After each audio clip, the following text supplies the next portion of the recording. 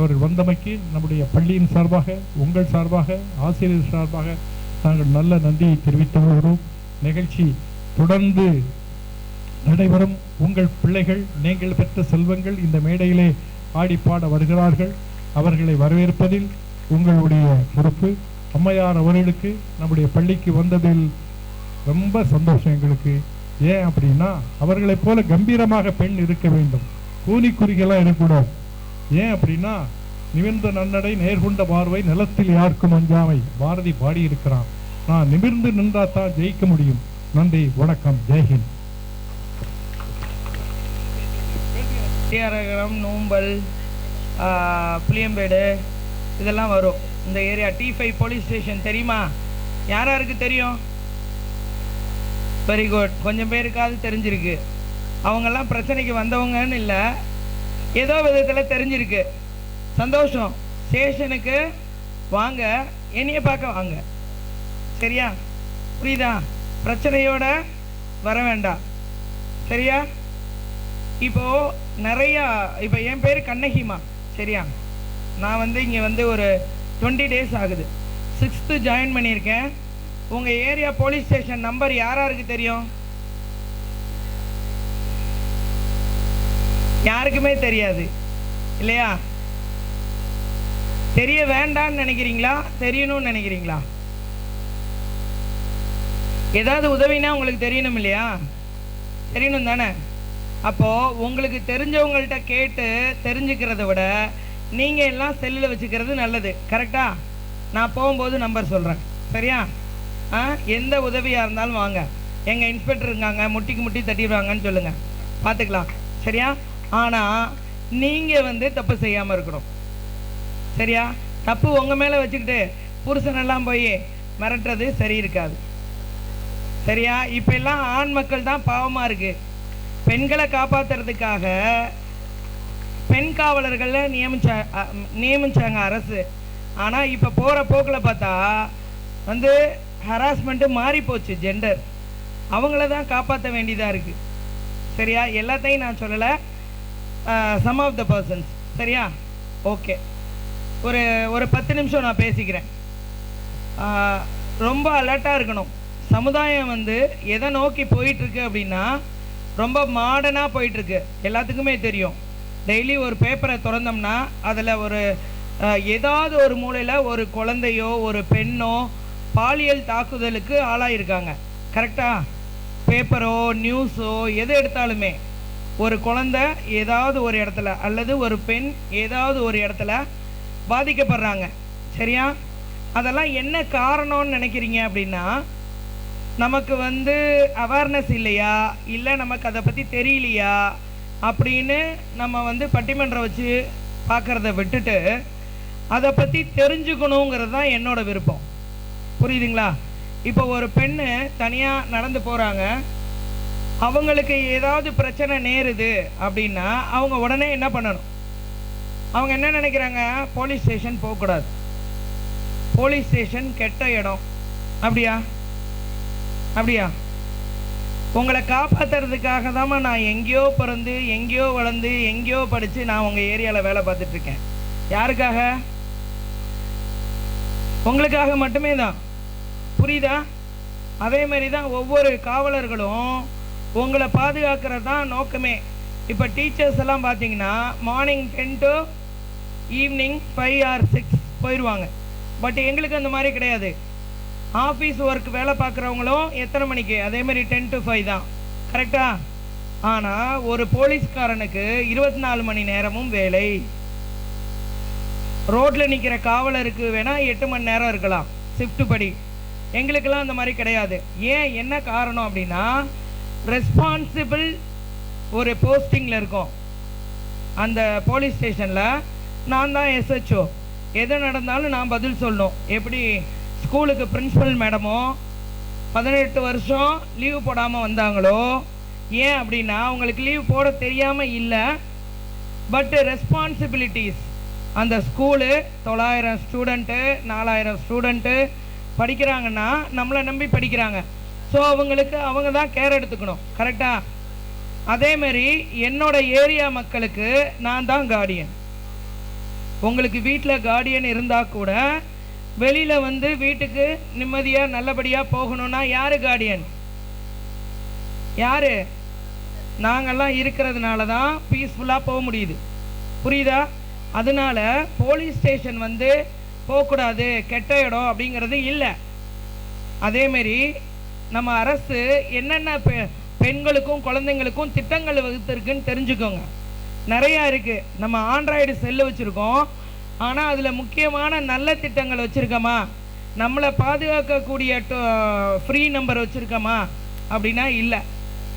யாருக்கெல்லாம் தெரியும் ஒரு குழந்தை பாதிக்கப்பட்டுச்சுன்னா எந்த நம்பருக்கு கால் பண்ணலான்னு யாருக்காவது தெரியுமா?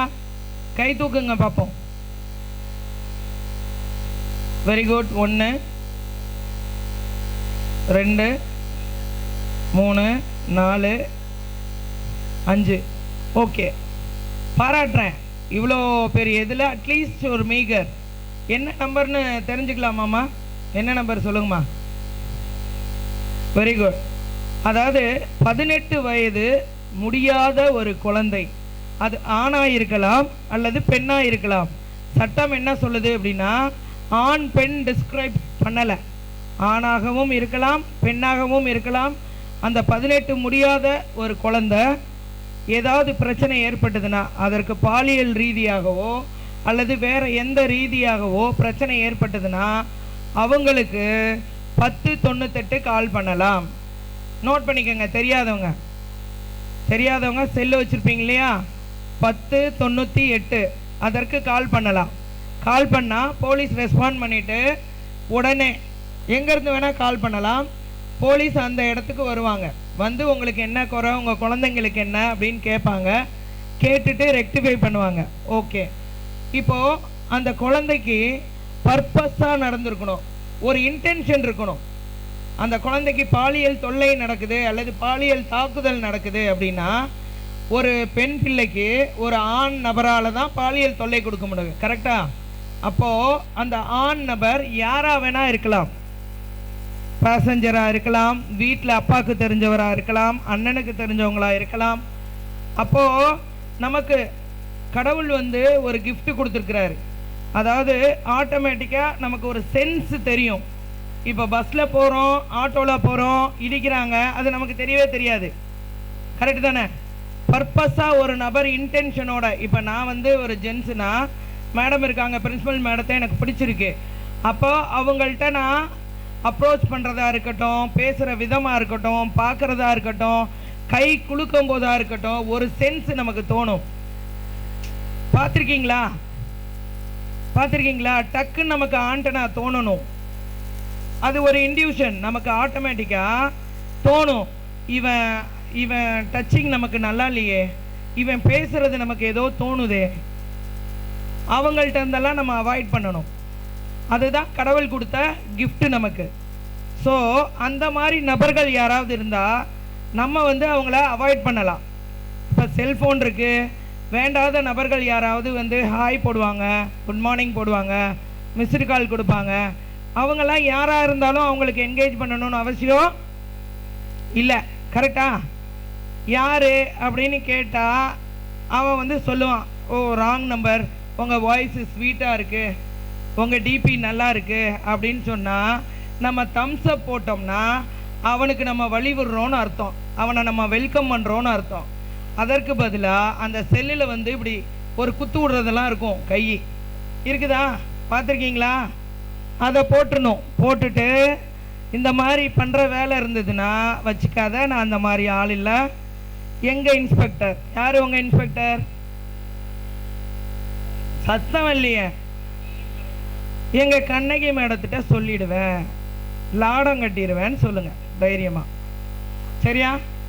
புரியுதா? நம்ம அவனுக்கு ஒரு அவன் சொல்கிறான் குட் மார்னிங், நம்மளும் ஒரு குட் மார்னிங் போட்டு வைப்போமே. நோ சொல்லு. சரியா? தம்ஸ்அப் போடாத, ஒரு குத்து விடு, பிளாக் பண்ணிட்டு போயிட்டே இரு. புரியுதாம்மா? ஓகே. அப்படியும் மீறி உங்களுக்கு வந்து ஒரு தொல்லை நடக்கு, யாராக வேணா இருக்கலாம், நெய்பர் இருக்கலாம், பார்க்குறது ஒரு மாதிரி இருக்கும், பேசுகிறது ஒரு மாதிரி இருக்குன்னா அவாய்ட் பண்ணிட்டு போயிட்டே இருங்க. அப்படி இருந்தும் பெண்களுக்கு தொல்லை நடக்கு, வீட்டில் நடக்கு, புருஷனால் நடக்கு, மாமியார் நாத்தனார் கொடுமைகள் நடக்கு அப்படின்னா 1091. என்ன நம்பர்? லேடிஸ் சொல்லுங்க எல்லாருமே, என்ன நம்பர்? 1091. இன்னைக்கு நைட்டு நிறைய கால் எதிர்பார்க்கலாமா? பாவமா, ஆண் மக்கள்லாம் பாவம். சரியா, அவங்க வேலை அழுத்து செழித்து வந்து ஒரு டீ குடிடி அப்படின்னா இரு சுந்தரி சீரியலா ஏதோ ஒரு சீரியல் போவோம். அந்த சீரியலில் பார்த்தோம்னா ஒருத்தனுக்கு ஒரு தீங்கிறதே இருக்காது. ஒரு லவரை 2 பேர் லவ் பண்ணுவாங்க. ஒரு புருஷனுக்கு கல்யாணம் பண்ணிட்டு இன்னொருத்தி விரும்புவா. இந்த கன்றாவி சீரியல்லாம் பார்த்துட்ருக்கோம் நம்ம. சரியா, அவங்க முக்கியம் கிடையாதுமா. அவங்களுக்கெல்லாம் உங்கள் கணவர் முக்கியம், உங்கள் பொம்பளை பிள்ளைங்க ஆண் குழந்தைங்க முக்கியம். வந்தால் உங்களை கவனிங்க. அப்போது கோவப்பட்டு என்ன பண்ணுவார்? ஒரு திட்டிடுவார், ஒரு அடிக்கூட அடைச்சிடுவார். அது யார் மேலே தப்பு? யார் மேலே தப்பு? உன்னை பாதுகாக்கிறதுக்கு நான் இருக்கேன். புருஷன் அடிச்சிட்டானா திட்டானா அவங்கள விசாரிக்கிறதுக்கு உங்கள் இன்ஸ்பெக்டர் கண்ணகி மேடம் இருக்காங்க. இப்போ உங்களால் கொடுமைப்பட்ட நபருக்கு யார் பாதுகாப்பு? யார் பாதுகாப்பு? தயவு செய்து செய்யாத. அந்த சீரியல் உன்னால் அடிக்ட் ஆகிட்டீங்க அப்படின்னா காப்பாற்ற முடியாது. அந்த மைண்ட் அதிலே போயிடும். குழந்தைங்கள பார்த்துக்க முடியாது, கணவரை பார்த்துக்க முடியாது, சண்டை வரும். அந்த சீரியல் மறுநாள் வேற மறு ஒளிபரப்பு வேற பண்ணுவான். அப்போ கூட உட்காந்து பார்த்துக்கோ. கணவர் ரொம்ப முக்கியம். சரியா, அதேமாரி விட்டு கொடுத்து போங்கம்மா. வாழ்க்கையில் ஒன்றுமே கிடையாது. சரியா, கல்யாணம் பண்ணிடுறீங்க. அந்த ஆண் மகன்கள்லாம் உண்மையாலுமே பாவம். மத்தளத்துக்கு 2 பக்கம் அடி மாதிரி. இந்த உங்கள் மாமியார் தான் பார்த்து கூட்டிகிட்டு வந்திருக்கோம். வந்தால் இந்த மருமக தான் விளக்கேற்றணும்னு. ஆனால் 5 வருஷம் சென்று அந்த மாமியாருக்கு என்ன தெரியுமா தோணும்? சொல்லுவாங்க பக்கத்து வீட்டில், ஆம்பளைங்க பாவம் புது பொண்டாட்டியை கரெக்ட் பண்ணணும்ல புருஷன், அப்படின்னா வந்தோடனே முடிஞ்சு வச்சுக்கிட்டா அப்படின்வாங்க. அவங்க தான் பார்த்து கூப்பிட்டு வந்தது. அவங்களுக்கு என்னன்னா பாசம் பிரியும் போது அவங்களால டாலரேட் பண்ண முடியாது. புரியுதா? அப்போது நீங்கள் என்ன பண்ணணும்னா புரிஞ்சுக்கணும். நீங்களும் பெண்கள் தானே. யாருக்கெல்லாம் வந்து ஆம்பளை பையன் நீங்கள்லாம் மாமியார் ஆயிட்டீங்க இப்பவே. சரியா, அதனால விட்டு கொடுத்து போங்க. அதேமாரி நம்ம வீட்டுக்கு போகும்போது கொழுந்தியாவுக்கு இதை பிடிக்கும், எங்கள் அம்மாவுக்கு இதை பிடிக்கும், எங்கள் அப்பாவுக்கு இதை பிடிக்கும் சொல்லி சொல்லி பார்த்து வாங்கி கொடுப்போம். இல்லைன்னா வீட்டில் சோறு போட மாட்டோம். புரியுதா? அதனால் அவங்களும் வாயை பேசாமல் வாங்கி கொடுத்துருவாங்க. ஆனால் அவங்க வீட்டுக்கு போகும்போது அவங்க அம்மா அப்பாவுக்கு பிடிக்கிறத வாங்கிட்டு போனால் நமக்கு இவ்வளோ செலவு பண்ணுறாருன்னு நமக்கு சந்தோஷமாகவே வாங்க முடியாது. தயவு செய்து இருக்காதீங்க. இன்னும் எவ்வளோ நாள் வாழ்ந்துட போகிறாங்க? கரெக்டு தானே? இன்னும் எவ்வளோ நாள் வாழ்ந்துட போகிறாங்க? உங்கள் பசங்களாம் உங்களை பார்த்துட்டே இருக்காங்க. நீங்கள் என்ன விதை விதைக்கிறீர்களோ அதுதான் நாளைக்கு உங்களுக்கும். சரியாம்மா? சரியா? அதனால் மாமியார் இருக்கட்டும், வாழ்க்கை வந்து கொஞ்ச நாள் தாம்மா வரப்போகிறோம். இப்போ பாதி வாழ்க்கை முடிஞ்சிருச்சு. எல்லாம் 50 வருஷம் 30 வருஷம் முடிஞ்சிருச்சு. எவ்வளோ வருஷம் நம்ம வாழ போகிறோன்னு யாருக்காவது தெரியுமா? கடவுள் கூப்பிட்டா போயிட்டே இருக்கணும். இன்றைக்கி நான் இருக்கேன், நாளைக்கு இருப்பேனாங்கிறது காட் ஒன்லி நோஸ். வேறு யாருக்கும் தெரியாது. புரியுதா? அதனால் நீங்கள் விட்டு கொடுத்து போங்க. லைஃப்பில் வேறு ஒன்றுமே கிடையாது. சரியா? அதேமாரி சண்டை போட்டுட்டு பங்கு பிரிக்கிறதுல இதெல்லாம் பேசாமல் இருக்காதீங்க. அவங்க மேலே தப்பே இருந்தால் கூட நீங்கள் கூப்பிட்டு பேசுங்க. வாழ்க்கையில் நல்லா இருப்பீங்க. விட்டு கொடுத்து போகிறவங்க கெட்டு போக மாட்டாங்க. சரியா? அதேமாரி குழந்தைங்க good touch bad touch miss சொல்லி கொடுத்துருப்பாங்க, நீங்களும் சொல்லி கொடுங்க. ஒரு நேரமாகுது பேரண்ட்ஸு, ஒரு நேரமாவது ஒன்றா உட்காந்து சாப்பிடுங்க. குழந்தைகிட்ட ஃப்ரீயாக பேசுங்க. அப்போதைக்கு டயர்டாக இருக்கண்டா செல்லம், குழந்தை சொல்ல வரும் ஏதோ அம்மாட்ட, டயர்டாக இருக்கண்டா செல்லோன்னா ஐயோ பாவம் அம்மாவும் வேலைக்கு போகிறா, நம்ம என்னத்தை சொல்கிறதுன்னு குழந்தை அதற்குண்டான பிரச்சனையை சொல்லாது. அப்படி இருக்காதீங்க. சரியா? பேச விடுங்க, இன்ட்ராகேஷன் பண்ணுங்க. பிடிஏ மீட்டிங் வந்து குழந்தைய பற்றி டீச்சர்ஸ்கிட்ட கேளுங்க, எப்படி இருக்காங்க, ஆக்டிவாக இருக்காங்களான்ட்டு. சரியாம்மா?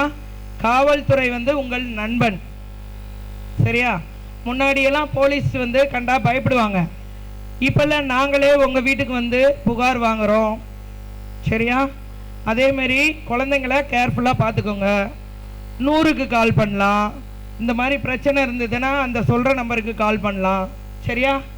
என் நம்பர் உங்கள் பிரின்ஸிபல்கிட்ட கொடுக்குறேன், நீங்கள் எல்லோரும் வாங்கி யூஸ் பண்ணிக்கோங்க.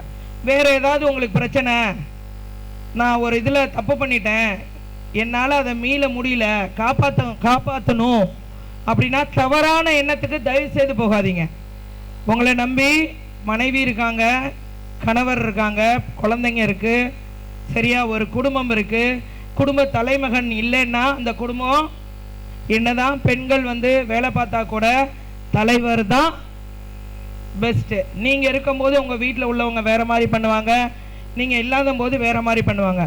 அதேமாரி பெண்களுக்கும் சரி, எந்த பிரச்சனையாக இருந்தாலும் சரி வாங்க, என்னால் முடிஞ்சதை தீர்த்து வைக்கிறேன். தேங்க்யூம்மா. God bless you. All the best. தேவையான பாடம் நாட் ஒன்லி லேடிஸ், ஆண்களுக்கும் இவங்க சேர்த்தான் பாடம் சொல்லியிருக்காங்க.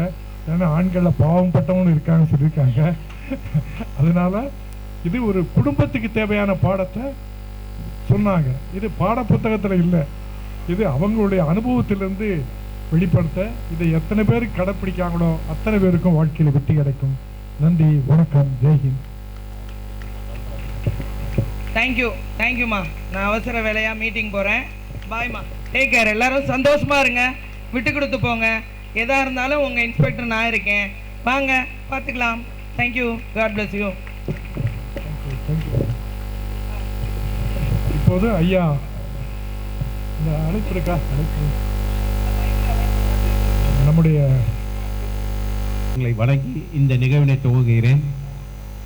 மாபெரும் சபையில் நீ நடந்தால் மாலைகள் விட வேண்டும் என்று ஒரு பாடல் போல இங்க மாணவ மாணவிகள் அனைவரும் வாழ்க்கையில் பல வெற்றிகள் வந்து குய வேண்டும். அதாவது வந்து பார்க்கலாம், நீங்க உங்க பேருக்கு முன்னாடி என்னமா இருக்குது? எல்லாரும் பேருக்கு பின்னாடி கண்டிப்பா என்ன இருக்கும்? இனிஷியல் இருக்குது. அது வந்து நம்ம அப்பா அம்மா கொடுத்த ஒரு பரிசு. ஆனா அதே அப்பா அம்மா வந்து நம்மளுக்கு கல்வின்ற ஒரு பரிசு கொடுக்குறாங்க, அது பின்னாடி நம்ம பின்னாடியே வருது.